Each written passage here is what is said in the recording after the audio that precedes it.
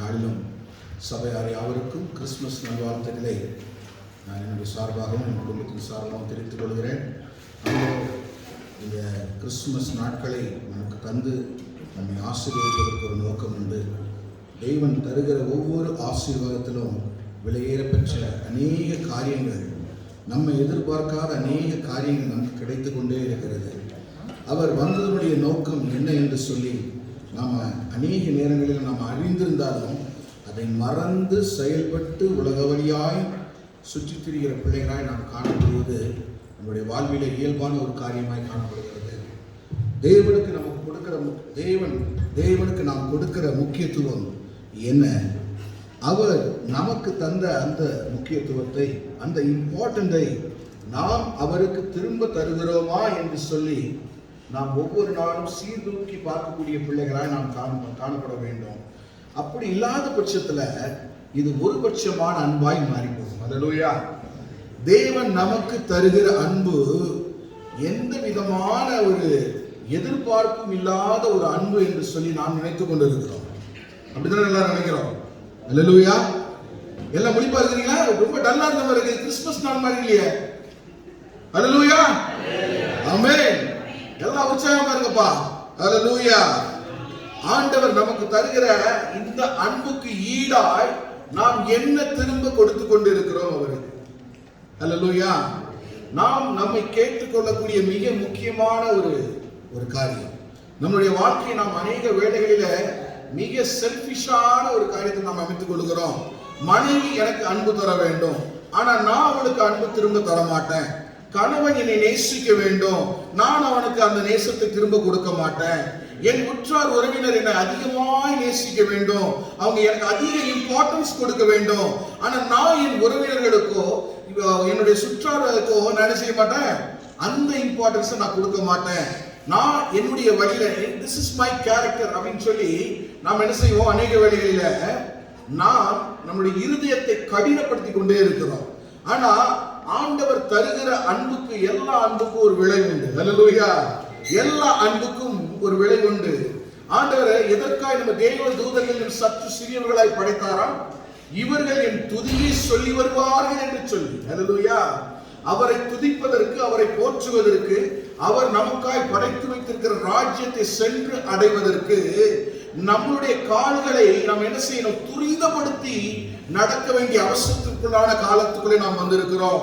இன்னும் நாம் காலம் தாழ்த்தி கொண்டே இருந்தால் இதனுடைய விளைவு என்ன என்று சொல்லி நாம் பார்த்து கொண்டே இருக்கிறோம். இப்ப பாருங்க, கடந்த 2 வருடங்களாக இந்த கொரோனா காலகட்டத்துக்குள்ளே அகப்பட்டு சிக்கி சீரழிந்து அநேக ஜீவன்களை இழந்து, உலகத்திலே சமாதானத்தை இழந்து, சந்தோஷத்தை இழந்து, எங்கு செல்ல வேண்டுமானால் பயம் என்று சொல்லி நம்முடைய வாழ்க்கை எவ்வளவு குறுகியதா மாறி போச்சு பாருங்க. இன்னைக்கு தவக்கலனா இல்லைன்னா ஒரு கடையில கூட நம்ம என்ன செய்ய முடியாது, ஏறி உள்ள போக முடியாது. அல்லேலூயா. இதுதான் நம்மளுடைய நிலைமை. நம்ம நினைச்சிட்டு இருக்கோம் நம்முடைய வாழ்க்கையை எப்படி வேண்டுமானாலும் நாம் அமைத்துக் கொள்ளலாம், யார் என்னை கேட்க முடியும் என்று சொல்லி.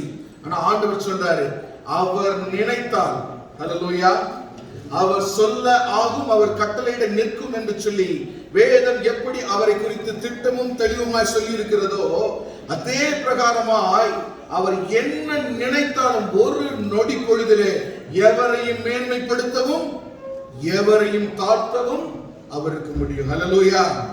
இந்த லைஃப் நமக்கு நிரந்தரமான வாழ்க்கை அல்ல என்று சொல்லி முதலாவது நாம நம்முடைய இருதயத்துல நாம எழுதி வைத்துக் கொள்ள வேண்டும்.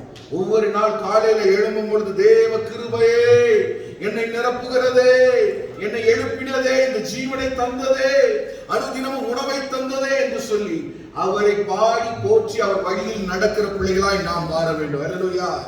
அதற்காக தான் இவ்வளவு கஷ்டப்பட்டு அவ்வளவு உன்னதமாக இருக்கிற கர்த்தர் ஏழையின் ரூபம் எடுத்து நமக்காய் இந்த உலகில பிறந்தார். அல்லேலூயா. அவர் எப்படி பிறந்தார்? என்ன நாமத்தில் பிறந்தார்? ரட்சகர் என்கின்ற நாமத்தில் பிறந்தார். இம்மானுவேல். இம்மானுவேல் என்பதற்கு தேவன் நம்மோடு கூட இருக்கிறார் என்று அர்த்தமாம் என்று சொல்லி சொல்லப்பட்டிருக்கிறது. அவர் இம்மானுவேலராய், ரட்சகராய் எதற்காய் வர வேண்டும் என்று சொல்லி நாம் இந்த நாளிலே நாம் வாசித்த வேத பகுதியில் இருந்து லூக்கா 2ஆம் அதிகாரத்துல 10வது 11வது வசனத்தை நாம் வாசிப்போம். தேவதூதன் அவர்களை நோக்கி, பயப்படாதிருங்கள்,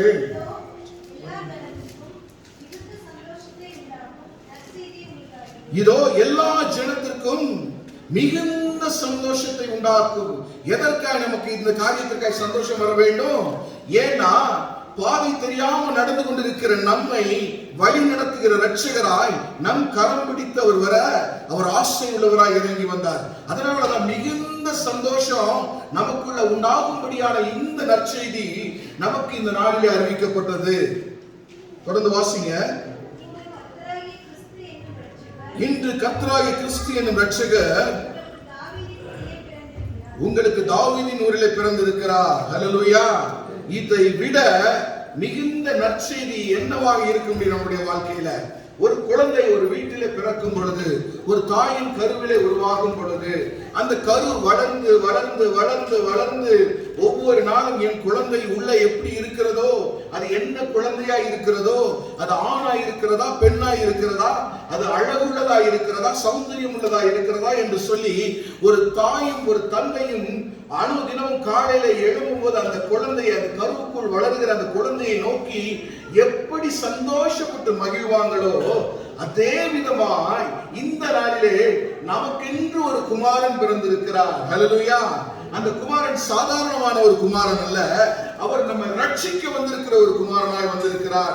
பாவத்திலே விழுந்து கிடக்கிற நம்மை, சாப பிடியிலே மீண்டு கிடக்கிற நம்மை அவரை மீட்டெடுக்க இருக்கிறார். இந்த நாளிலே இந்த பூவுலகிலே பிறந்திருக்கிறார். சால்வேஷனுடைய டெஃபினேஷன் என்னன்னா, பிரிசர்வேஷன், அதாவது பாதுகாப்பு. பாதுகாப்பு, preservation, deliverance from harm, ruin or losses. ஹல்லேலூயா. இது உலக பிரகாரமான எக்கனாமிக்கலா ஒரு மனுஷனுக்கு ஏற்படுகிற ஒரு இழப்பு. இந்த இழப்பிலிருந்து இப்போ நான் ஒரு இடத்துல ஒரு கடன் பட்டு விட்டேன், நான் இடத்துல என்ன, எனக்கு ஒரு நோய் வந்து விட்டது, இல்லை என்றால் நான் எங்கேயோ போய் மாட்டிக்கொண்டேன், நான் ஒரு ஜெயில் அகப்பட்டு நான் சிக்கிக் கொண்டேன், எனக்காக பரிதவித்து அநேகம் பேர் ஓடி வந்து என்னை எப்படியாவது இந்த ஜெயில இருந்து ரிலீஸ் பண்ணிடணும், எப்படியாவது இந்த கடன்ல இருந்து, கடன் பாரத்துல இருந்து இந்த சகோதரியை நான் தூக்கி விட்டுறணும் என்று சொல்லி ஆசையாய் ஓடி வருவாங்க தெரியுமா? அவர்கள் தான் உலக பிரகாரமான ரட்சகர்கள். ஹல்லேலூயா. உலக பிரகாரமாக ஒரு மனிதனுக்கு யார் யார் உதவி செய்யறாங்களோ, பினான்சியலியா, இல்ல ஒரு விழுந்து கிடக்கிற ஒரு தருணத்துல, அழுது கொண்டிருக்கிற தருணத்துல, நோய்பட்டு கொண்டிருக்கிற தருணத்துல யார் உதவுறாங்களோ, இங்க எப்படி அவங்க என்ன சொல்லி அழைக்கிறாங்க? அவங்கள he is a salvation. அவங்க ஒரு ரட்சகராக உங்களுடைய வாழ்க்கையில புகுந்து உங்களை விடுதலையாக்க உணவுறாங்க. என்ன செய்யறாங்க? வாராங்க. ஆனா வேத சாஸ்திரத்துல deliverance from sin and it constitutes believed by Christians to be brought about by faith in Christ, the Christian's gospel of salvation for all mankind. Hallelujah. இது எல்லா மனித குலத்திற்குமான உள்ள ரட்சகர், எல்லா மனித குலத்துக்குமான நியமிக்கப்பட்டிருக்கிற ஒரு ரட்சிப்பு. அந்த ரட்சிப்பு யார் இடத்துல இருந்து கடந்து வர ஆசையா இருக்கிறது? இயேசு கிறிஸ்துவின் இடத்துல இருந்து கடந்து வர ஆசையா இருக்கிறது. இயேசு கிறிஸ்து இந்த பூவிலே பிறகுறதுக்கு பல வருஷங்களுக்கு முன்பாகவே, ஆண்டுகளுக்கு முன்பாகவே அநேக தீர்க்கதரிசிகளினால் இது முன்னுரைக்கப்பட்டதாக இருக்கிறது என்று சொல்லி நாம் எல்லாரும் அறிந்திருக்கிறோம், இல்லையா? ஆனா ஆண்டவர் இந்த நாளிலே நம் மத்தியிலே எதற்காக இறங்கி வந்திருக்கிறார் தெரியுமா? லூக்கா 19வது அதிகாரம் 9வது வசனம் 10வது வசனத்தை எடுத்து வாசிங்க.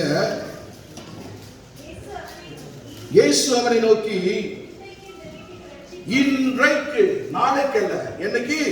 இன்றைக்கு. ரட்சிப்பு என்பது அந்த வேளையிலே ஒரு மனிதன் பினான்சியலா அல்லது ஒரு நோய்பட்டு கொண்டிருக்கிற ஒரு மனிதனை, ஒரு ஆக்சிடென்ட் ஆகி விழுந்து கொண்டிருக்கிற மனிதன், விழுந்து கிடக்கிற ரோட்ல விழுந்து கிடக்கிற மனுஷனை நம்ம எப்ப காப்பாற்றணும்? நேரம் டைம் எல்லாம் பார்த்தா காப்பாற்றுவோம். அந்த வேளையில இன்ஸ்டன்ட் நம்ம என்ன செய்வோம்? நாம போய் அவனை காப்பாற்ற ஆசையா இருப்போம்.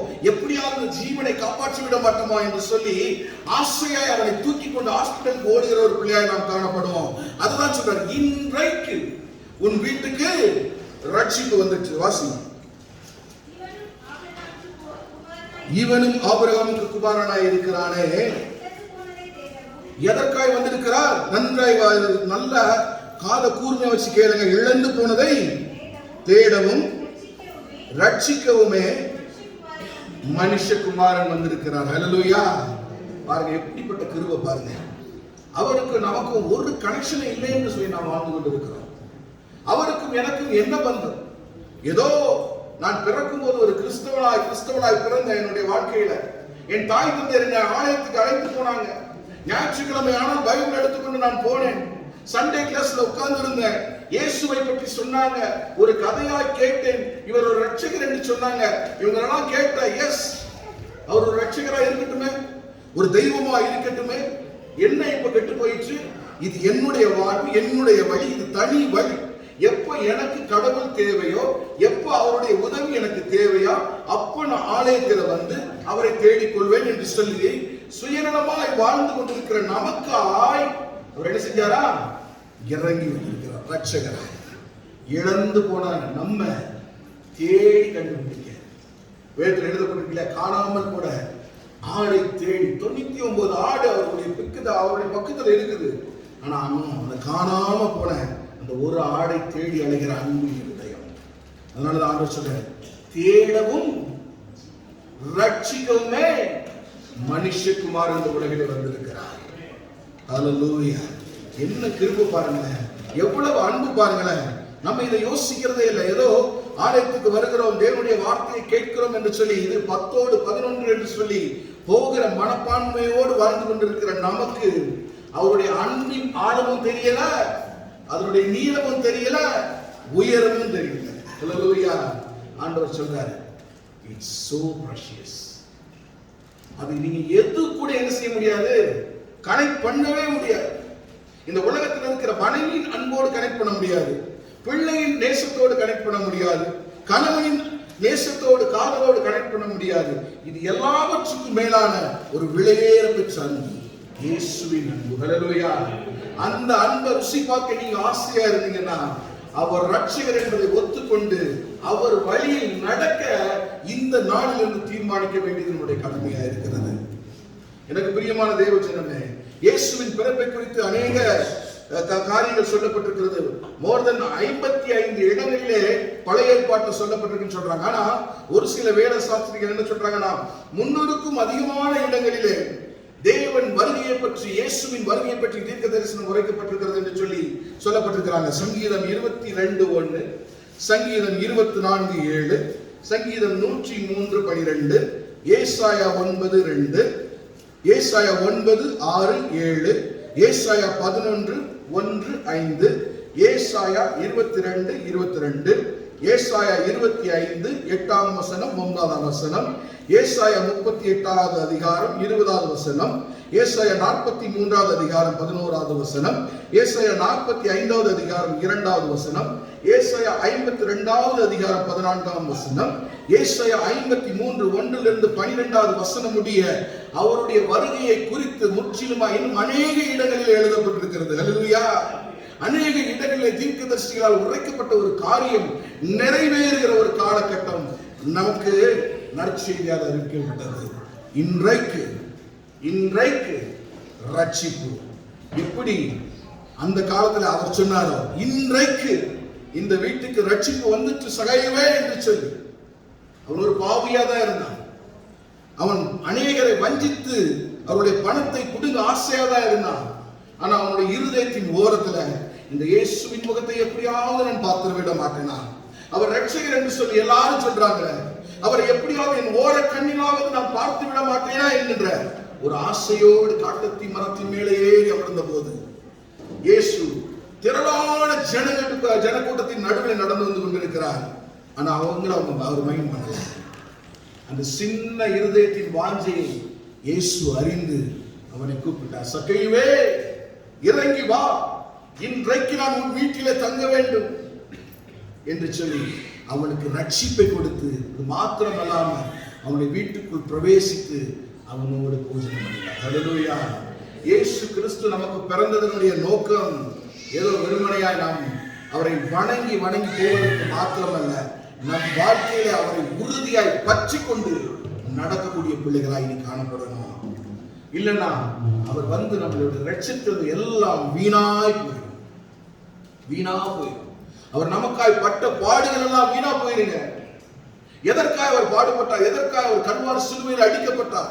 எதற்காக உடலில் ஒரு சொட்டு இரத்தமும் இல்லாதபடிக்கு எல்லா தரையிலே விழ அவர் ஒப்பு கொடுத்தார். நீங்களும் நானும் அவரோடு கூட பரலோகத்துக்கு போய் சேரணும் தான். ஆனா அந்த ஆசையே அவருக்கு நிறைவேறாம போயிடுச்சுன்னா அவர் வந்ததனுடைய நோக்கம் என்ன பாருங்க. அவர் நமக்காய் பாடுபட்டதனுடைய நோக்கம் என்ன ஆகும்? அவர் நமக்காய் மரித்ததனுடைய நோக்கம் என்ன ஆகும்? எல்லாம் வீணா போயிருங்க, எல்லாம் வீணா போயிருங்க. இது நம்முடைய இருதயத்தை குத்தாத. நம்முடைய இருதயத்தில் ஒரு ஆணி வைத்து அடித்தது போல நமக்காய் ஒரு மனுஷன் செத்து கிடந்தாப்பா, நமக்காய் ஒரு மனுஷன் உடம்பெல்லாம் கீறி கிடந்தாப்பா. அவருடைய உடல் எல்லாம் 3000க்கு மேற்பட்ட காயங்கள் என்று சொல்லி சொல்லப்பட்டிருக்கிறது. எவ்வளவு கஷ்டப்பட்டிருப்பார் நமக்காக. அப்பவும் அவர் என்ன சொன்னார் தெரியுமா? எனக்காக அழாதீங்க, உங்களுக்காகவும் உங்கள் பிள்ளைகளுக்காகவும் அழுங்க. என்ன அன்பு பாருங்க. நம்மளால சொல்ல முடியுமா? நம்ம ஒரு கடினமான ஒரு பாதைக்குள்ளே போய் கொண்டிருக்கும் பொழுது நமக்கு ஆறுதல் சொல்ல வருகிறவர்களை நோக்கி நாம் கட்டிப்பிடித்து அழுதான் நம்ம ஆசைப்படுவோம் இல்லையா? நான் சொல்றாரு, எனக்கு ஆறுதல் சொல்லாதீங்கப்பா, எனக்காக அழாதீங்க. இது என்னுடைய கடமை. என் கடமையை நிறைவேற்ற நான் வந்திருக்கிறேன். என் பிதா கொடுத்த வேலையை முடிக்க நான் வந்திருக்கிறேன். அந்த திருச்சித்தத்தை நிறைவேற்ற வந்திருக்கிறேன். எனக்காக அழாதீங்க, உங்களுக்காக உங்கள் பிள்ளைகளுக்காக அழுங்க. ஏன்னா நீங்கள் நடந்து கொண்டு போய் கொண்டிருக்கிற பாதை பரலோகத்தை நோக்கின பாதை அல்ல, மாறாக பாதாளத்தை நோக்கி சென்று கொண்டிருக்கிற பாதையாக இருக்கிறது. அதனால உங்களுக்காக உங்கள் பிள்ளைகளுக்காக அழுங்க. இந்த காரியத்தை நிறைவேற்ற நான் வந்தேன், அதை என்னை நிறைவேற்ற விடுங்கள் என்று சொல்லி அவர் பேசாமல் போனார். பேதுருவும், இயேசுவே இது உங்களுக்கு நேரிடக்கூடாது என்று சொல்லி அன்பாய் தான் போய் கேட்டார். ஆனா என் பிதாவின் சித்தத்தை செய்ய விடாதபடிக்கு எனக்கு தடையாய் இருக்கிற பிசாசே எனக்கு பின்னால போல் என்று சொல்லி அவனை அதட்டினார். அவருடைய கடமையில் என்று அவர் மறுதளிக்கவே இல்லை. கெத்செமனே தோட்டத்தில் வியாகுலத்தின் பெருமூச்சோடு இரத்தத்தின் வேர்வை தரையில விழத்தக்கதாய் அழுது, பிதாவே உமக்கு சித்தமான இந்த பாத்திரம் என்னை விட்டு நீங்கும்படி செய்யும், ஆயினும் என்னுடைய சித்தப்படி அல்ல, நீர் என்னை அனுப்பின சித்தத்தின்படி நடக்கட்டும் சொன்னி என்று சொல்லி அவர் அவரை ஒப்புக் கொடுத்தார். எத்தனை அன்பு பாருங்க, எத்தனை கருணை பாருங்க. யார் நமக்காக இவ்வளவு அன்பு செலுத்த முடியும்? பெற்ற தாயால் முடியுமா? கட்டின மனைவியால் பிள்ளைகளால் முடியுமா? யோசித்து பாருங்க. அவருடைய அன்பு விளையேற பெற்றது. அந்த அன்புக்கு அடிமைகளாய் நாம் மாறுவதை விட நமக்கு என்ன மேன்மை இருக்கிறது இந்த உலகத்தில்? ஹல்லேலூயா. இன்றும் நாம் அவருடைய அடிமையாய் வாழ நாம் நம்மை தகுதிப்படுத்திக் கொள்வோம். சங்கீதம் 26:6 கர்த்தர் தாம் அபிஷேகம் பண்ணினவரை ரட்சிக்கிறார் என்று சொல்லி இருக்கிறது. சங்கீதம் 27:1 கர்த்தர் என் வெளிச்சமும் என்னை ரட்சிக்கிறவருமானவர் என்று சொல்லி சொல்லப்பட்டிருக்கிறது. சங்கீதம் 34:6 இந்த ஏழை கூப்பிட்டான், கர்த்தர் அதை கேட்டு அவனை அவன் இடுக்கணுக்கெல்லாம் நீங்களாக்கி ரட்சித்தார் என்று சொல்லி இன்னும் அநேக இடங்களிலே அவர் எதற்காக என்ன குவாலிஃபிகேஷன் நமக்கு இருக்கு, அதற்காக நம்ம ரட்சிக்க வந்திருக்கிறேன் என்று சொல்லி சொல்லுகிறார் என்று சொல்லி பார்த்தோம்னா இந்த ஏழை கூப்பிட்டான். ஹல்லேலூயா. நல்லா யோசித்து பாருங்க இந்த வசனத்தை. நம்ம ஏழைகளாகிய நாம் இயேசுவே வாரும் என்னை ரட்சியும் என்று சொல்லி கூப்பிடுகிறோம். அவர் எப்படி இறங்கி வருகிறார்? ஏழையாகவே இறங்கி வருகிறார். ஹல்லேலூயா. எத்தனை கிருபை பாருங்க. அவர் ஏழையாகவே இறங்கி வந்து நம்மை ரட்சிக்க வருகிறாராம். சங்கீதம் 103:12 இப்படியாய் சொல்கிறது, மேற்குக்கும் கிழக்குக்கும் எவ்வளவு தூரமோ அவ்வளவு தூரமாய் அவர் நம்முடைய பாவங்களை நம்மை விட்டு விலக்கினார். ஹல்லேலூயா. இவ்வளவு நேரம் அவர் நமக்கு ரட்சிகராய் வந்திருக்கிறார் என்று சொல்லி நாம் பார்த்தோம். ஆனா இந்த சங்கீதம் 103:12 என்ன சொல்லப்பட்டிருக்கிறது? மேற்குக்கும் கிழக்குக்கும் எவ்வளவு தூரமோ கணக்கிட முடியாத அந்த தூரத்தின் அளவிற்கு உன்னுடைய பாவங்களையும் என்னுடைய பாவம் என்ன செஞ்சிட்டாரா? விலக்கிட்டார். ஹல்லேலூயா. இனி பாவி என்கின்ற உணர்வு நமக்கு வேண்டாம். இனி நாம் சாபத்தை வாழ்ந்து கொண்டிருக்கிற உணர்வு நமக்கு இனிமே வேண்டாம். அவரால் ரட்சிக்கப்பட்ட பிள்ளைகளாகி நமக்கு இனி பாவம் நம் பக்கத்துல இல்ல. அது மேற்குக்கும் கிழக்குக்கும் எவ்வளவு தூரமோ அவ்வளவு தூரமா இந்த நாளில் என்ன செஞ்சிட்டாரு? எரிந்து நம்ம மீட்டு விட்டார். ஹல்லேலூயா. எப்படி கிருபை பாருங்க. சங்கீதம் 103:13 வாசிங்க.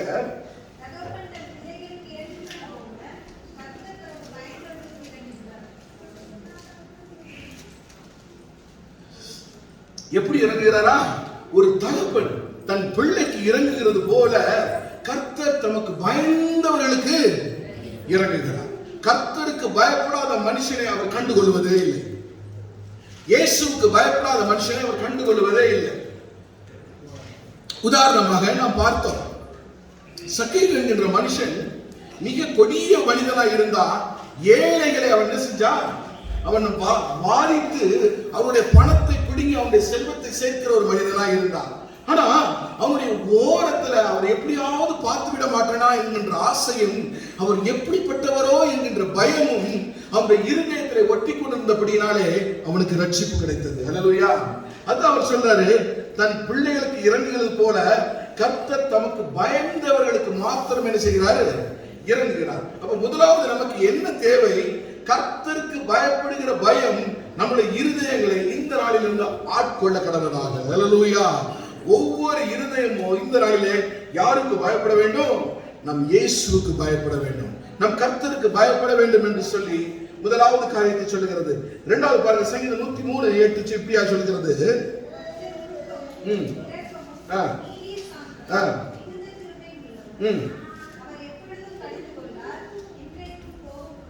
கர்த்தர் எப்படி இருக்கிறாரா? உருக்கமும் இரக்கமும் நீடிய சாந்தமும் மிகுந்த கிருபையும் உள்ளது. அவர் என்றைக்கும் கோபம் கொண்டுறார். அவர் எப்பொழுதும் நம்ம கடித்துக் கொள்ள ஆசைப்படுகிறது இல்லை. அவருக்கு இருக்கிற அந்த உருக்கம் இரக்கம் நாம் கொஞ்சமாய் அவரை நோக்கி பார்க்கும் பொழுது அது அப்படியே நம் மீது வந்து என்ன செய்கிறது? அமர்ந்து கொள்கிறது. அந்த உருக்கமும் இரக்கம் என்ன செய்யுது? நம்முடைய பாவங்களை விட்டு நம்மை ரட்சிக்க வைக்கிறது, நம்மை மனம் திரும்ப வைக்கிறது. அப்போ இயேசு கிறிஸ்து வந்ததற்குண்டான காரியம் என்ன? அவர் நம் மீது உருக்கமாய் இருக்கிறதுனால், இரக்கமாய் இருக்கிறதுனால், நீடிய சாந்தமாய் இருக்கிறதுனால், மிகுந்த கிருபையோடு அவர் இருக்கிறதுனால அவர் இறங்கி வருகிறார். இந்த நாள் முதற்கொண்டு நாம் அவருக்கு செய்ய வேண்டிய காரியம் என்ன? அவருக்கு பயந்து அவரை நோக்கி கூப்பிடுகிற பிள்ளைகளாய் நாம் மாற வேண்டும் என்பதே கர்த்தருடைய ஆசை. பாருங்க, இன்னும் நாம் பார்த்தோம் என்றால் மத்தேயு 5:17 சொல்லப்பட்டிருக்கிறது.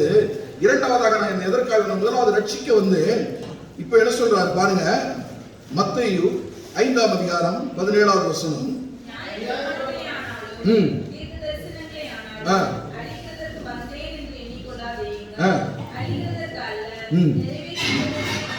நான் எதுக்காக வந்தேன்? என் பிதா எனக்கு என்று 2000 வருடங்களுக்கு முன்பாகவே சொல்லி போன அந்த தீர்க்க தரிசனங்களை, அநேக தீர்க்க தரிசனங்களின் மூலியமாக அவர் சொன்ன தீர்க்க தரிசனங்களை நிறைவேற்றுவதற்காக வந்தேன் என்று சொல்லி சொல்லுகிறார். அவர் எதற்காக இந்த வார்த்தையை சொல்ல வேண்டும்? அவர் ரட்சிக்க வந்தார் என்று சொல்லி எல்லாருக்கும் தெரியும். ஆனா அவர் எதற்காக தன்னை குறித்து இப்படி அட்ரஸ் பண்றாரு? பிதாவின் சித்தத்தை நிறைவேற்றுவதற்காக நான் வந்தேன் என்று சொல்லுகிறார்னா, அவரே இயேசு குமாரனே பிதாவின் சித்தத்தை நிறைவேற்றுவதற்காக கீழ்ப்படிதல் உள்ளவராய். ஆனா நாம எப்படி அவருக்கு கீழ்ப்படிதல் உள்ளவராய் இருக்க வேண்டும் என்று சொல்லி அதனால நம்ம தீர்மானம் பண்ண வேண்டியது அவசியமா இருக்கிறது. அவ்வளவு பெரிய ஆண்டவர் தன் மகிமையெல்லாம் திறந்து இறங்கி வந்ததனுடைய நோக்கம் என்ன? அவர் சொல்ல, நியாய பிரமாணத்தையாகி தீர்க்க தரிசனங்களை ஆகி அழிக்கிறதற்கல்ல, அதை நிறைவேற்றுவதற்கே நான் வந்திருக்கிறேன். அப்போ இயேசு இரண்டாவது எதற்காக வந்திருக்கிறார்? தீர்க்க தரிசனங்களை நிறைவேற்றுவதற்காக. இந்த வேதத்தில் எழுதப்பட்டிருக்கிற ஒரு எழுத்தும் எழுத்தின் உறுப்பும் வீணாய் போய்விடக்கூடாது என்று சொல்லி அவர் திட்டமும் தெளிவுமா தனக்குள்ளே தீர்மானம் பண்ணியிருந்தவராய் இருக்கிறார். இதில் எழுதப்பட்டிருக்கிற எந்த வார்த்தைகளும் விருதாய் எழுதப்படவில்லை. அதனுடைய எல்லா வார்த்தைகளும் உயிர் உள்ளதாய், உயிர் தருகிறதாய் என்ன செய்து இருக்கிறது. வேதத்தில் இருக்கிற ஒவ்வொரு, அதான் சொல்லப்படுகிறது 18 நீங்க பாத்தீங்கன்னா தெரியும், வானமும் பூமியும் ஒளிந்து போகும், நியாய பிரமாணத்தில் உள்ளதெல்லாம் நிறைவேறும், அது ஒரு சிறு எழுத்தாகிலும் எழுத்தின் உறுப்பாகிலும் ஒளிந்து போகாது என்று மெய்யாகவே உங்களுக்கு சொல்லுகிறேன். அப்ப அவர் எவ்வளவு தீர்மானமா இருக்கிறார் பாருங்க. இந்த வேதத்தில் எழுதப்பட்டிருக்கிற எல்லா காரியமும் நிறைவேற வேண்டும், அது அப்படியே நான் கடைபிடிக்க வேண்டும் என்று சொல்லி நாம இதை அனுதினமும் வாசிக்கிறோம், இதை பத்தி கேட்கிறோம். ஆனா எத்தனை பேர் இந்த வார்த்தைகளை நம்ம ரெஸ்பெக்ட் பண்ணி அதன் வழியா நம்ம நடந்து கொண்டு இருக்கிறோம்? சற்று கொஞ்சம் யோசித்து பார்ப்போம். இந்த பில்டிங்கை விட்டு அப்படி சற்று தள்ளி போயாச்சுன்னா நம்முடைய சிந்தை அப்படியே உலகத்தோட உலகமா ஒன்றி அப்படியே போயிருக்கு இல்லையா? இந்த வசனங்களை நாம் மறந்த பிள்ளைகளாக காணப்படுகிறோம். ஆனா பாருங்க, 2000 வருடங்களுக்கு முன்பாக ஏசாயாவால் எழுதப்பட்ட தீர்க்க தரிசனம் நிறைவேறினது என்று சொல்லி மத்தேயுவில் எழுதப்பட்டிருக்கிறது. அப்ப பாருங்க, அவருக்கு எவ்வளவு திட்டமும் தெரியுமா. பிதா சொல்லி இருக்கிற ஒரு வார்த்தையின் உறுப்பு கூட வீணா போயிடக்கூடாதுன்னு சொல்லி அவர் எவ்வளவு பிரயாசப்பட்டிருக்கிறார் பாருங்க. எத்தனை அன்பு மேல, அவருக்கு எத்தனை மரியாதை பிதாவின் மேல. நமக்கு அந்த பயம், அந்த நடுக்கம் கடவுள் மேல எனக்கு இருக்குதான்னு சொல்லி நம்ம சீர்தூக்கி பார்க்க வேண்டியது அவசியமா இருக்கிறது. அடுத்ததா பாருங்க, மத்தேயு 12:47 வாசிப்போம்.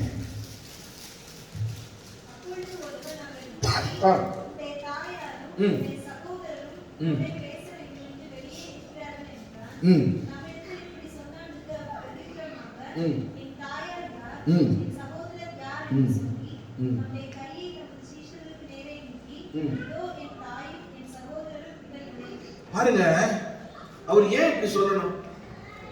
நம்ம பெத்த தாயை பத்தி எப்பவாவது யாராவது நம்ம தாய் வெளியில இருக்கிறாங்க, உங்க அம்மா வெளியில நிக்கிறாங்கப்பா, போய் கொஞ்சம் பேசிட்டு வாங்க, என்ன செய்வோம்?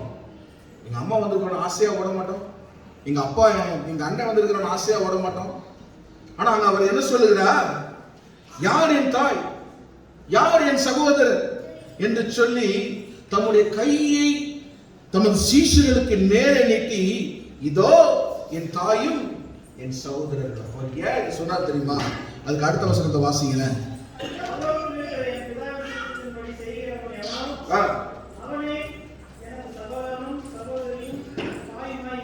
நல்லா யோசிச்சுக்கோங்க, யார் அவருடைய தாயா இருக்க முடியும்? பரலோகத்தில் இருக்கிற என் பிதாவின் சித்தத்தின்படி செய்கிறவன் எவனோ அவனே எனக்கு சகோதரனும் சகோதரியும் தாயுமா இருக்க முடியும். ஹல்லேலூயா. அது இல்லாம உலக பிரகாரமா சுத்தி கொண்டிருக்கிற நமக்கும் அவருக்கும் யாதொரு பந்தமும் இல்லை. ஹல்லேலூயா. பிதாவின் சித்தத்தை செய்வதில் அவர் எவ்வளவு தீர்மானமா இருந்தாருன்னு சொல்லி சற்று யோசித்து பாருங்க. பெற்ற தாய்க்கு கூட அவர் முக்கியத்துவம் கொடுக்கல. இந்த காலத்துல சப்பரத்தெல்லாம் தூக்கிட்டு போறாங்க, நிறைய இடங்கள் நம்ம பார்க்கிறோம். மரியே வாழ்க, மரியே வாழ்கன்னு ஒரு பிரயோஜனமும் கிடையாது. ஓப்பனா தான் சொல்றேன், ஒரு பிரயோஜனமும் கிடையாது. அது இயேசுவை பெற்ற ஒரு தாய், அவ்வளவுதான். அதனாலதான் கானா ஒரு கல்யாண வீடு வந்த போதே சொன்னார், ஸ்திரீயே உனக்கும் எனக்கும் என்ன, உனக்கும் எனக்கும் என்ன, என் பிதாவின் சித்தத்தை எப்ப செய்யணும் சொல்லி எனக்கு தெரியும், நீ ஒரு தாயாய் மாத்திரம் இரு, தள்ளி இரு என்று சொல்லி அவர் சொன்னவராய் காணப்பட்டார். அவர் உலகத்திற்கு என்னைக்குமே முக்கியத்துவம் கொடுத்தது கிடையாதுங்க. இன்னைக்கு நம்ம பாஸ்டர் வாய்க்கிலேயே கத்துறாருல, உலகத்துக்கு முக்கியத்துவம் கொடுக்காதீங்க. எதுக்கு கத்துறாரு? எதுக்குதான்? ஏன்னா அவர் உலகத்துக்கு முக்கியத்துவம் கொடுக்கல. அவர் தம்மை நேசிக்கிறவர்களுக்கும் தன் பிதாவின் சித்தப்படி செய்கிறவர்களுக்கு மாத்திரமே அவர் முக்கியத்துவத்தை கொடுத்திருக்கிறார். அப்ப இந்த காரியத்துல நம்ம ரொம்ப தீர்மானமா இருக்கோம். எழுத்தின் உறுப்பு கூட வீணா போயிடக்கூடாது. பைபிள் இருந்து இதை வாசிக்கிற, இதை கேட்கிற எல்லா காரியத்தையும் அப்படியே கடைபிடித்து நடக்க வேண்டியது நம்முடைய கடமையா இருக்கிறது என்று சொல்லி இந்த நல்ல தீர்மானம் பண்ணிக்கொள்ளுங்க. பேசிட்டு இருக்கிற வார்த்தைகள் எல்லாம் விருதாய் பேசப்பட்ட வார்த்தைகள் அல்ல, இயேசுவின் வார்த்தைகள், எல்லாம் எழுதப்பட்ட வார்த்தைகள், தீர்மானிக்கப்பட்ட வார்த்தைகள் என்று சொல்லி நாம் அறிந்திருக்கிறோம். மார்க் 6ஆம் அதிகாரம் 3ஆம் வசனத்தை வாசிப்போம்.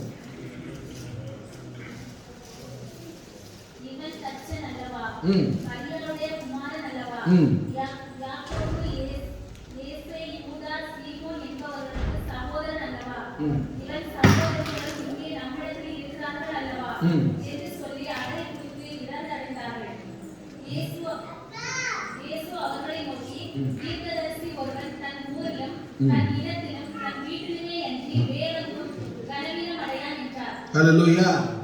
அவர் எதற்காய் உலகத்தை தள்ளி வைக்கிறார்னு பாத்தீங்களா? ஒரு தீர்க்கதரிசி, மறுபடியும் வாசிங்க சிஸ்டர், ஒரு தீர்க்கதரிசி ஒருவன் தன் ஊரிலும் தன் இனத்திலும் அன்றி வேறெங்கோ. ஹல்லேலூயா. இங்க இருக்கிற நம்மளுடைய பெருமை நமக்கு தெரியாது, நம்மளுடைய அருமை நமக்கு தெரியாது, நம்ம வீட்டுக்கு தெரியாது, நம்ம சுற்றாருக்கு தெரியாது. ஆனா நம்மளுடைய ஞானத்தையும் நம்முடைய நடத்தையும் பார்க்கிற மூன்றாவது மனுஷன் என்ன செய்வான்?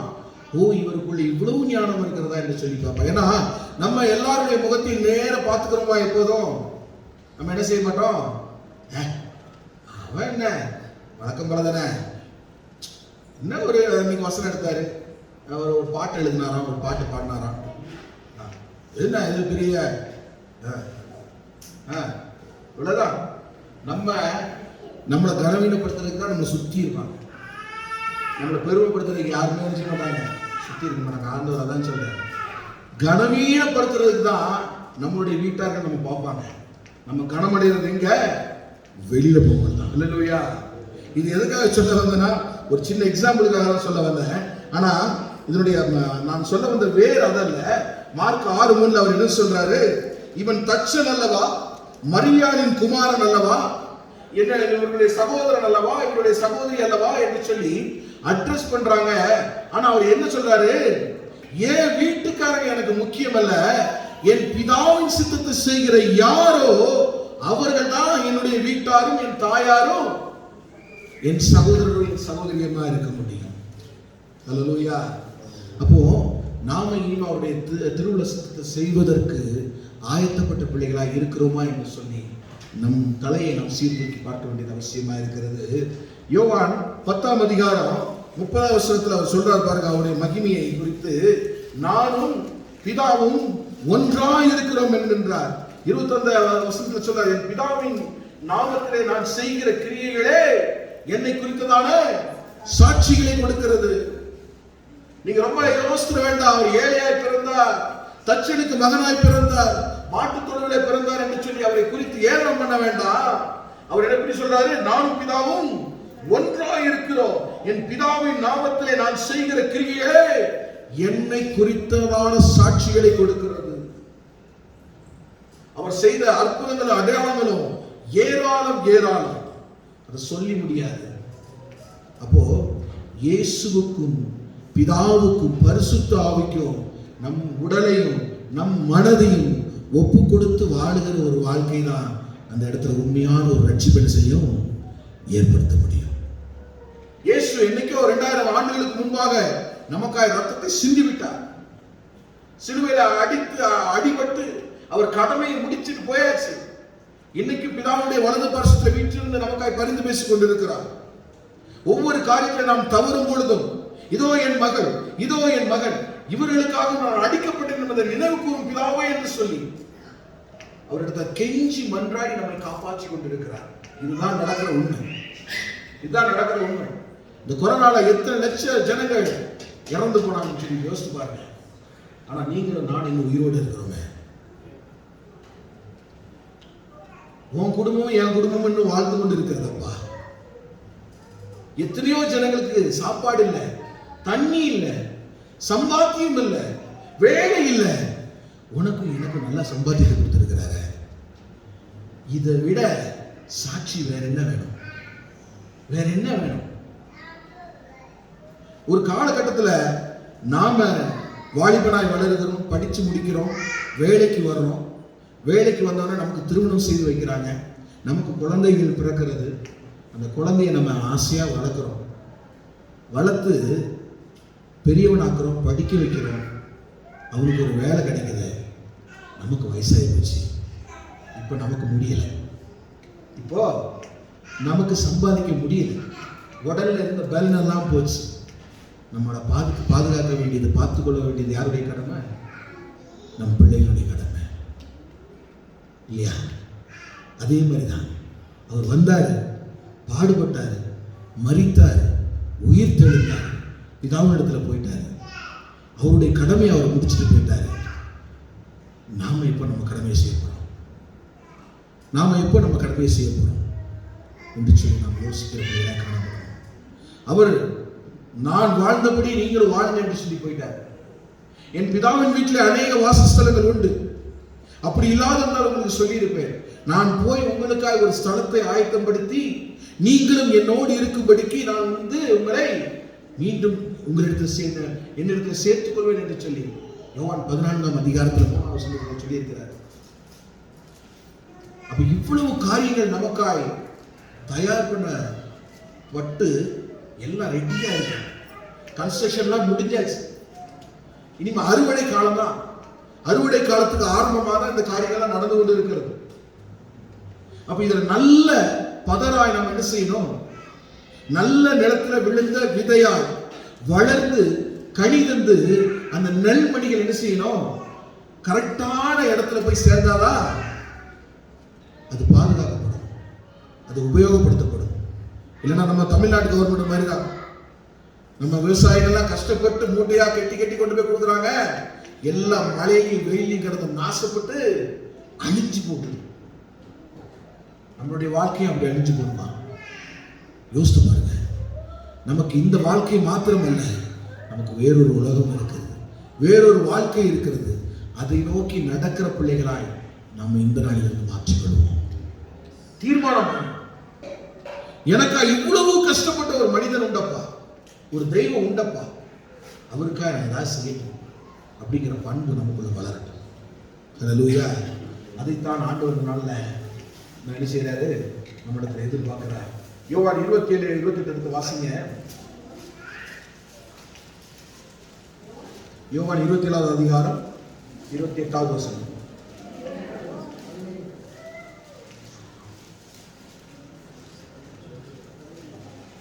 சாரி, 17வது அதிகாரம் 17:28 வசனம்.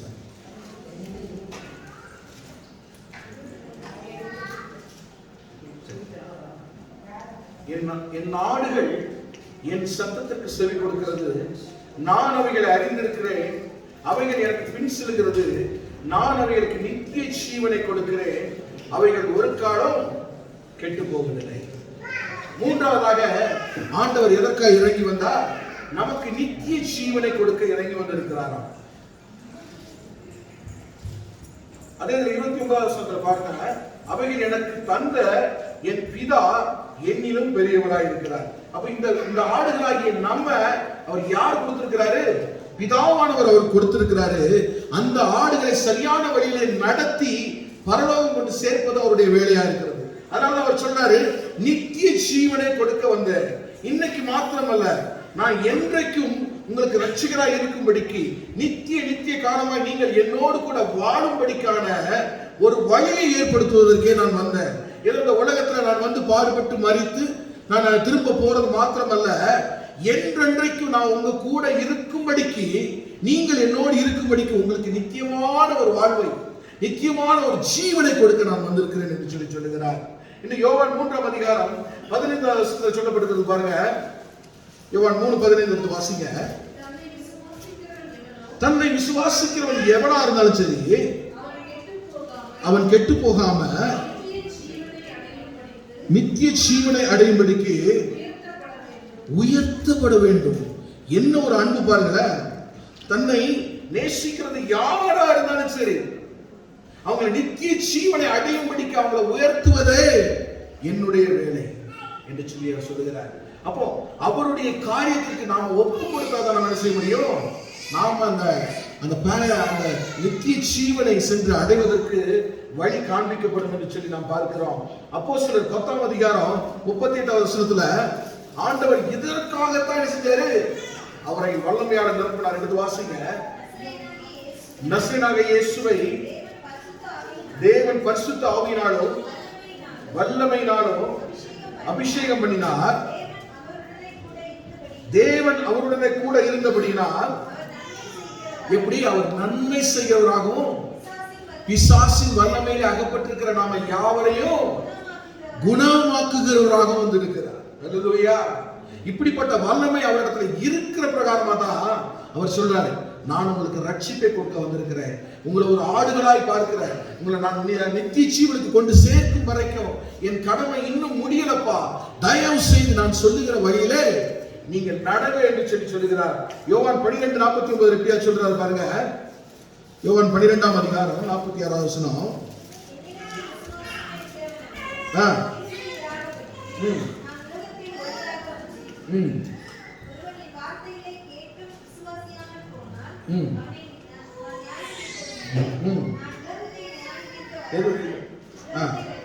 இல்ல அதுலமா 12:49 நான் சுயமாய் பேசவில்லை,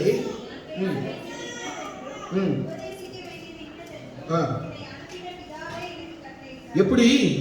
நான் சுயமாய் பேசவில்லை, நான் பேச வேண்டியது இன்னதென்றோ உபதேசிக்க வேண்டியது இன்னதென்றோ யார் சொல்லி அனுப்பியிருக்கிறாரு? பிதா அவருக்கு கட்டளை கொடுத்து அனுப்பியிருக்கிறார். அப்போ அவர் பிதாவின் சித்தத்தை செய்வதற்கு எவ்வளவு தீர்மானமா இருந்தான்னு சொல்லி சற்று யோசித்து பாருங்க. ஆனா இனிமேல் நம்முடைய வாழ்வை நம்ம எப்படி கட்டி அமைக்க போறோம்னு சொல்லி தான் நம்ம யோசிக்கணும். 50வது வசனத்தில் சொல்ல பிறகு அவருடைய கட்டளை நித்திய ஜீவனாய் இருக்கிறது என்று அறிவே, ஆகையால் நான் பேசுகிறவர்களை பிதா எனக்கு சொன்னபடியே பேசுகிறேன். அவர் என்ன சொன்னாரோ அதை அப்படியே வந்து செஞ்சு அவருடைய சித்தத்தை நிறைவேற்றி அவர் போயிட்டார். ஒரே ஒரு காரியத்தை நான் சொல்லி முடிக்கணும். அமெரிக்காவில் ஒரு பெரிய நதியின் மேல ஒரு பெரிய பாலம் இருக்கு. அதில் வந்து அது டபுள் பர்பஸாக அதை டிசைன் பண்ணியிருந்தாங்க இன்ஜினியர்ஸ். அதில் வந்து ஆட்களும் நடந்து போக முடியும், வாகனங்களும் கடந்து போக முடியும்.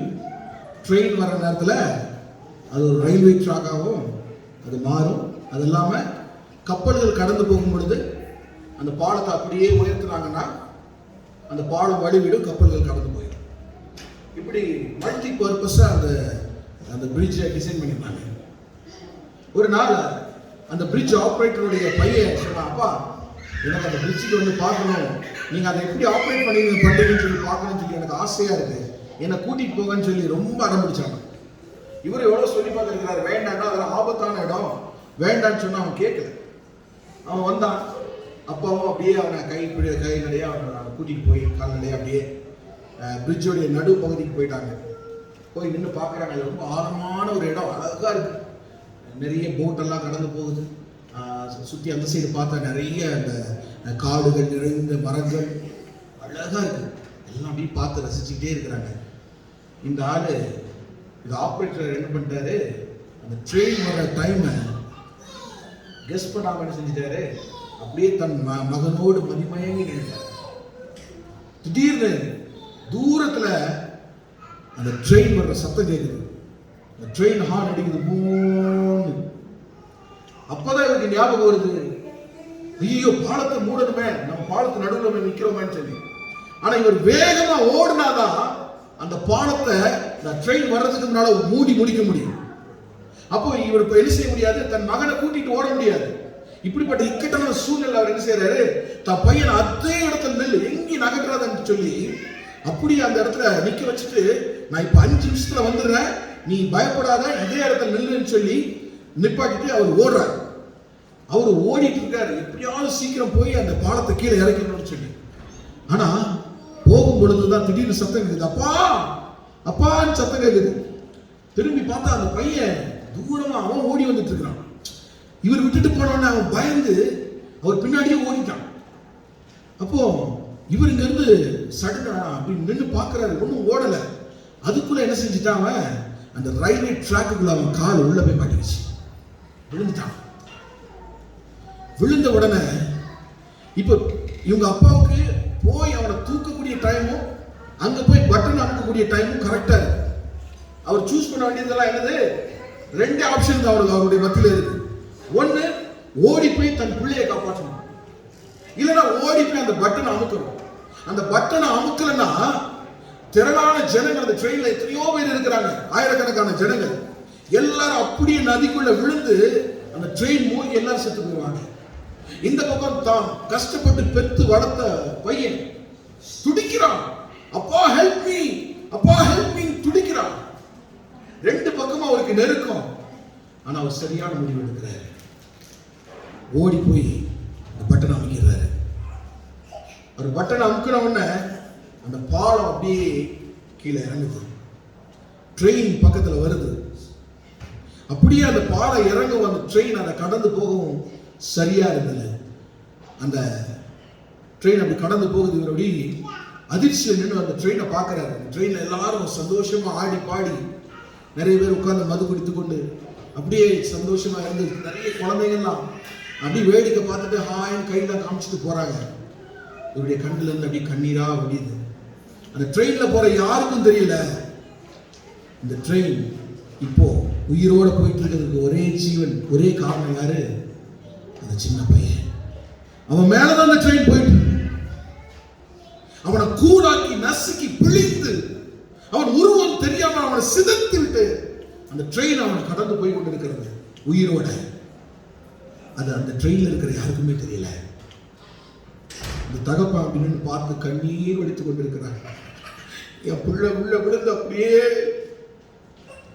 நசுங்கிட்டாரு. நான் என்ன செய்வேன்னு சொல்லி அவர் தலையில அடித்துக் கொண்டு அழுகிறார். என்ன செய்ய முடியும்? இந்த ட்ரெயின் கடந்து போயிடுச்சு. ஓடி போய் பார்த்தாரு. அந்த பையன் உருவமே இல்லாம செதஞ்சு விட்டான். அதே மாதிரி தாங்க நம் பரம பிதா அவருடைய பையனை நமக்காக ஏழை அனுப்பி இந்த உலகத்தில் நடமாட விட்டு, நம்மளோட உறவாட விட்டு, நமக்காய் பாடுபட்டு மறித்து உடம்புல ஒரு சொட்டு ரத்தம் இல்லாதபடிக்கு வேதம் அவர் குறித்து சொல்லப்பட்டிருக்கிறது. அவர் உடலெல்லாம் உழுது நிலம் போல இருந்ததாம். நாம் அவரை காணும் பொழுது அவரை விரும்பத்தக்க ரூபம் அவருக்கு இல்லாத இருந்தது. இப்படிப்பட்ட ஒரு கடினமான சூழ்நிலையில தான் அவர் வந்து நம்ம காப்பாற்றுறாரு, நம்மளை ரட்சிக்க வந்திருக்கிறாரு. நிச்சயமா இயேசுடைய அன்பை சாதாரண எடுத்துறாதீங்க. எப்படி அந்த தகப்பன் தன் பிள்ளையை இழந்து தவிச்சார், அதே மாதிரி தான் பரமபிதா 3 மணி நேரம் என் பிள்ளையை பார்க்க முடியல சொல்லி அவரை இருளிலே தவிக்க விட்டு விலகி போனார். உலகத்தின் பாவம் எல்லாம் அவர் மேல சுமத்தப்பட்ட பொழுது அவரை பார்க்க முடியல. அவருக்கு எவ்வளவு கஷ்டம் பாருங்க. பாவம் அறியாத அவர் நமக்காய் பாவமாக்கப்பட்டார். நம்முடைய பாவங்கள் எல்லாம் அவர் மேல வந்து விழுந்த போது பிதாவுக்கு பார்க்க முடியல. 3 மணி நேரம் அதான் சொன்னார், பிதாவே பிதாவே ஏன் என்னை கைவிட்டீர், ஏன் என்னை கைவிட்டீர். நம்ம கைவிடக்கூடாதுன்னா, நம்மளை கைவிட விடக்கூடாதுன்னா அவரை கைவிடுவதற்காக ஒப்பு கொடுத்து எல்லா மகிமையை இழந்து ஏழை ரூபம் எடுத்து உனக்காகவும் எனக்காகவும் பரிந்து பேசிக்கொண்டே இருக்கிறாரா? எத்தனை அன்பு! யார் கொடுக்க முடியும் அன்பு? யாரால் கொடுக்க முடியும் அன்பு? என் அன்பு சகோதரனே சகோதரியே, பிளீஸ் உணர்வடைந்த பிள்ளைகளாய் நாம் மாறுவோம். நாம் ஆண்டவருக்கு வெளிச்சமாயிருப்போம். அதுதான் ஆண்டவருடைய திருவுள சித்தம். யோவான் 3:16 லட்சம் தேவன் தம்முடைய ஒரே பேரான குமாரனை விசுவாசிக்கிறவன் அவன் கெட்டு போகாமல் நித்திய ஜீவனை அடையும்படிக்கு அவரை தந்தருளே இவ்வளவாய் உலகத்தில் அன்பு கொடுத்தார். There is no love more than this. More than this. ஈரேழு லோகத்தில் தேடினாலும் இப்படி ஒரு லவ்வை கண்டுபிடிக்க முடியாது. He loves you. He loves you. Truly he loves you. இயேசுவை நேசிக்கிறார். உன்னுடைய இருதயத்தை அவருக்கு கொடுப்பாயா? உன்னுடைய அன்பை அவருக்கு திரும்ப கொடுப்பாயா? உன் கணவன் உன்னை ஆசையா நேசிக்க ஓடி வருகிறார், உன்னை புரிந்து தள்ளிவிடுவாயா? உன் மனைவி உன்னை ஆசையாய் நேசிக்க ஓடி வருகிறாள், உன்னை புறம்பே தள்ளி விடுவாயா? இயேசுவை மாத்திரம் ஏன் நம்ம புறம்பு தள்ளிடுறோம்? பிளீஸ் வேண்டாம். அவரையும் நம்முடைய வாழ்வில் சேர்த்துக் கொள்வோம். அவரோட அன்பில் ஐக்கியப்பட்டு இருப்போம். யோவான் 3:17 சொன்ன பிரகாரமாக உலகத்தை ஆக்கினைக்குள்ளாக தீர்க்கும்படி தேவன் தம்முடைய குமாரனை உலகத்தில் அனுப்பாமல் அவராலே உலகம் ரட்சிக்கப்படத்தக்கதாகவே அவரை அனுப்பினார். அவரை குறித்து சொல்வதற்கு இதை விட வேறு ஒன்றுமே இல்லை. ஆண்டவரை நேசிங்க, அவர் வழியில் நடங்க, அவர் திருவுள சித்தத்தை நிறைவேற்றுங்க. கர்த்தர் தாமே உங்களை ஆசீர்வதிப்பாராக.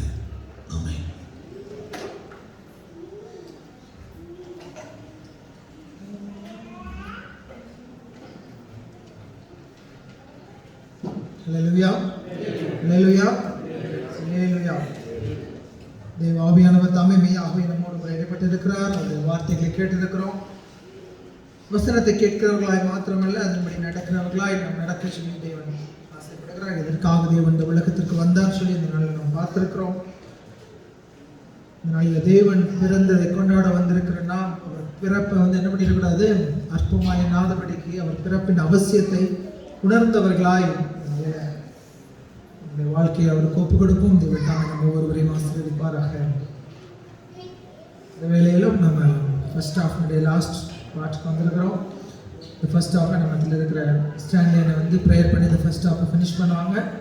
அதற்கு முன்பதாக சகோதரர் சிபின் நமக்காக நல்ல உணவை ஆயத்தப்படுத்தியிருக்கிறோம். அந்த உணவிற்காக சகோதரர் சிபின் ஜெபிப்பாங்க. அதற்கு முன்பதாக சாப்பிட்டுட்டு செகண்ட் ஹாஃப் நம்ம கண்டினியூ பண்ணலாம்.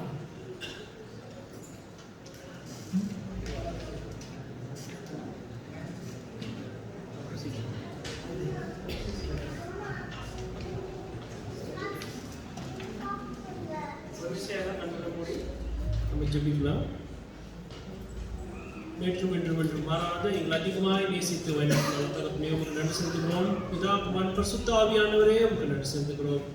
வானத்தை பூமி படுத்த சிறந்த தேவனே உங்களுக்கு நன்றி செலுத்துகிறோம். இஸ்ரவேல் தேவனே உங்களுக்கு நன்றி செலுத்துகிறோம். அன்றைய ஒவ்வொரு நாள் எங்கள் அற்புதமாய் அதிசயமாய் நாங்கள் இஸ்ரவேல் ஜனங்களை நடத்தின போல அன்றைய நடத்திட்டு வருவதற்காக நன்றி செலுத்துகிறோம்.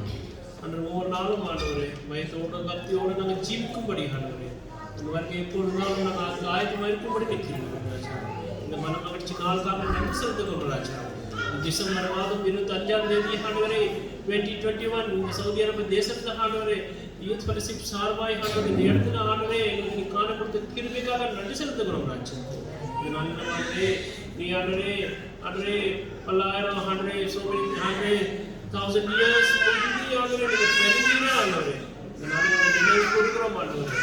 நீ ஆண்டவரே எங்கள் ஹிருதயத்தில் நீங்கள் பிறக்க வேண்டும் ஆண்டவரே.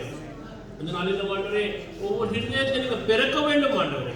ஆண்டவரே நீ எதுக்காக இந்த உலகத்தில் வந்தீரோ ஆண்டவரே அந்த சித்தம் நாங்கள் செய்யும்படி ஆண்டவரே மறுபடியும் ஆண்டவரே எங்கள் ஹிருதயத்தில் நீங்கள் பிறக்க வேண்டும் ராஜா. ஆண்டவரே ஆண்டவரே எங்கள் ஹிருதயத்தில் வரும்போதும் ஆண்டவரே குறைகளெல்லாம் நிறைவாய் மாறும் ஆண்டவரே. நீங்கள் எல்லா குறைகளெல்லாம் நிறைவாய் மாற்றுங்க ஆண்டவரே. கிறிஸ்துவுக்குள் இருந்தால் புது சிருஷ்டி எல்லாம் உடைந்து போனது எல்லாம் புதிதாக்குன்னு நாங்கள் வாசிக்கிறோம் ஆண்டவரே. நீங்கள் எங்கள் இதயத்தில் வந்த ஆண்டவரே பழைய காரியங்கள் எடுத்துக்கொண்ட ஆண்டவரே எல்லா காரியம் புதிதாக மாற்றி ஆண்டவரே எதுக்காக இந்த உலகத்தில் தெரிஞ்சிரோ ஆண்டவரே அது சிக்கல் நாங்கள் செய்யும்படி எங்களுக்கு உதவி பண்ணுகிறாச்சு. அன்றைய முடிவடைந்தும் நாங்கள் ஆண்டவர் உங்கள் நிலைத்திருக்கும்படி நிற்கிறோம். எப்படி செய்யறதுக்கு நன்றி செலுத்துகிறோம். அன்றைய இங்கே வந்துட்டு ஒவ்வொருத்தரும் நீங்கள் ஆசீர்வதிக்கிறாச்சு. அன்றைய ஒவ்வொரு வீட்டு நம்ம சந்தோஷம் சமாதானம் மகிழ்ச்சி நீங்கள் கொடுப்பீராக ராஜா. எங்களையும் எங்கள் குடும்பத்தை எங்கள் சார்ந்த ஒவ்வொரு வீட்டிலும் ஆடுறேன் இந்த சந்தோஷம் சமாதானம் மகிழ்ச்சி நீங்கள் கொடுப்பீராக ராஜா. இயேசு வந்து வீட்டில் சந்தோஷமே, இயேசு வந்து வீட்டில் ஆடுற சமாதானம், இயேசு வந்து வீட்டில் சண்டை இல்லையே. அவரே நீ எங்கள் வீட்டில் வந்து ஆண்டவரே எல்லா குறைகள் ஆண்டவரே நிறைவாய் மாற்றி விடுகிறாச்சு. இந்த வருஷம் ஆண்டவரே இந்த கிறிஸ்துமஸ் இந்த வருடம் புது வருஷம் ஆண்டவரே அது நமக்கு பிளெஸிங்காக இருக்கும்படி ஆண்டவரே ராஜா. அநேகருக்கு பிளெஸிங்காக இருக்கும்படி ஆண்டவரே இந்த உலகத்துக்கு நம்ம உப்பாய் வெளிச்சமாக இருக்கும்படி நிற்கிறோம். கிருபைக்காக நன்றி செலுத்துகிறோம். அதுக்கு எங்களை எல்லாரையும் ஆசீர்வதிங்க. எங்கள் குடும்பத்தை ஆசீர்வதிங்க ராஜா. நன்மை கிருபை எப்போது தொடரட்டும் ராஜா. துதிக்கான மகிமை உமக்கு செலுத்துகிறோம். ஜெபம் இயேசு கிறிஸ்து வல்லமையுள்ள நாமத்தில் கேட்கும் நல்ல பிதாவே.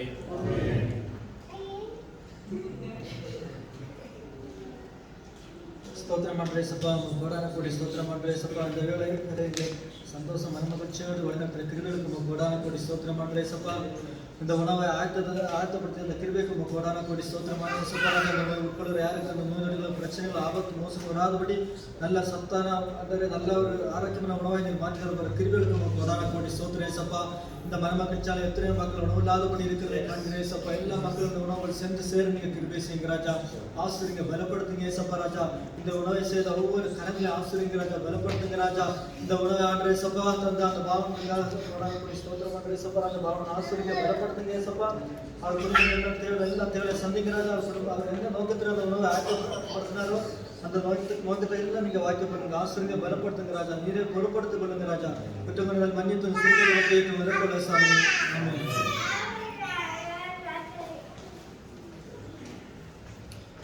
எல்லாரும் சாப்பிட போகலாம். சாப்பிட்டுட்டு இவ்வளோ சீக்கிரம் முடியுமோ அவ்வளோ சீக்கிரம் வாங்க. அப்படியே உட்காருங்க, சாப்பிட வருது. சாப்பாடு